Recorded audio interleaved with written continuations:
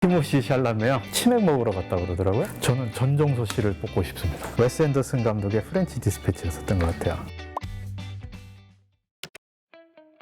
부산국제영화제 프로그래머 박도신이라고 합니다. 영미권, 미국이랑 캐나다, 영국 같이 영어를 쓰는 나라들 작품을 담당을 하고 있고요. 연구소 소장도 같이 겸임하고 있습니다.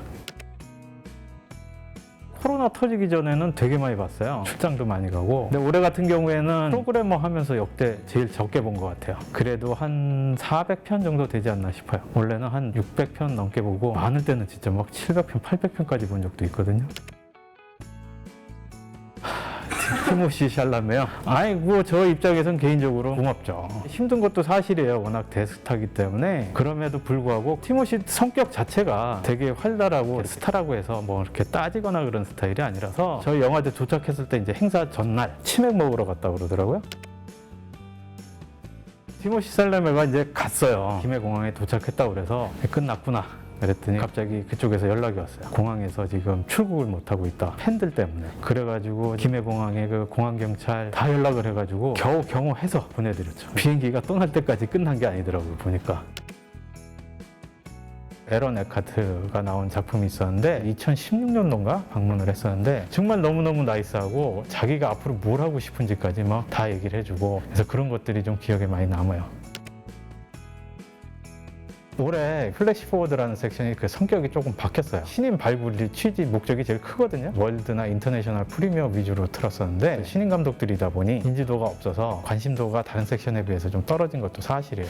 이거를 발굴의 취지보다는 관객들이 보고 싶어하는 영화를 좀 틀어줘야 되겠다. 프리미어 그 기준 자체를 바꿨습니다. 올해는 아시아 프리미어로. 그렇게 되면 기타 다른 영화제에서 상을 받았거나 화제가 됐던 것들 쓸 수 있거든요.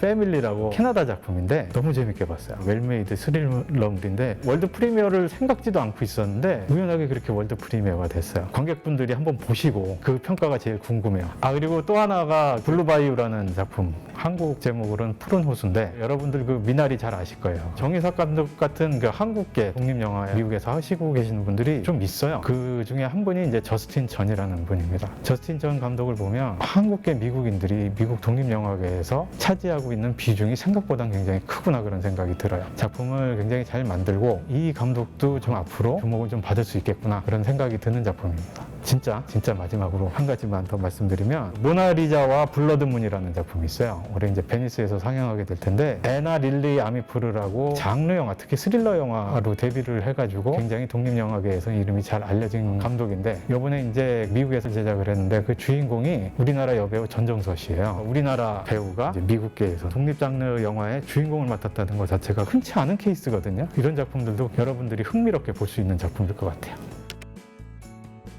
여성 영화 감독들이 상당히 많이 늘었어요. 그동안 이 어디 숨어 있어서 이렇게 지난 2, 3년 동안 많이 나왔는지 모를 정도로 여성 감독들의 활동이 특히 이제 신인 감독들이 굉장히 활발해지고 있는 것 같아요.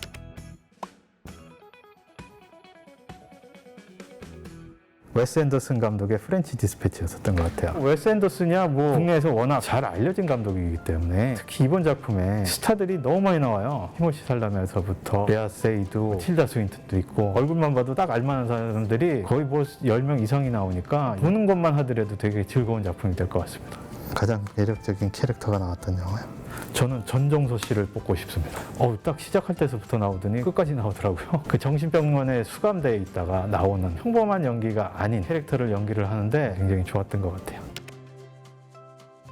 저희가 첫 출발을 했을 때만 하더라도 아시아 독립 영화들, 특히 이제 신인 감독들 영화들을 하는 데가 거의 없었어요. 지금이야 이제 조금 여기저기서 하는데 그때 당시에는 그런 것들을 모아서 볼 수 있는 영화제가 없었죠. 그렇게 시작을 했기 때문에 굉장히 성공을 했거든요. 해외에서 봤을 때 아시아 영화에 관련해서만큼은 그래도 부산 영화제에 가서 봐야 한다. 그런 소리를 들어야 되기 때문에 옛날에 가졌던 장점들을 계속 살려가야 된다. 부산 영화제가 참 매력적이라고 생각하는 게 저 서울 사람인데 제가 10년 전에 부산에 이사 왔거든요. 즐길 수 있는 것들이 굉장히 많은 것 같아요. 혹시라도 전에 안 와보신 분들이 있으시면 시간 되시면 오셔가지고 티켓 끊어서 영화도 보시고 여기 먹을 것도 많잖아요. 놀 것도 많고 그다음에 스타들도 많이 와가지고 여기 올해 같은 경우에 좀 힘들 수도 있겠지만 술자리 같은데 우연찮게 보는 경우들이 굉장히 많거든요. 좀 많이 와주셨으면 좋겠습니다.